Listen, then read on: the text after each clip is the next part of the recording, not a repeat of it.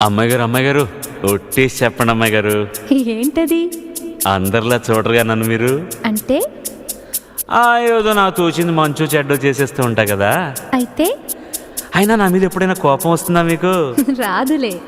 అంటే అంటే నేనంటే నువ్వంటే మీకెంతో నాకెంతో ఇష్టం అన్నమాట. ఇవ్వాలైనా మీరు ఏది అది అమ్మాయి గారు. చెప్పాలి ఏం కావాలో మీరు ఏదో అది అబ్బాయి గారు. నన్నే మెచ్చారు, నేనే నచ్చానన్నారు. తీరా అది అంటే ఇంకా ఏమో ఆలోచిస్తారు.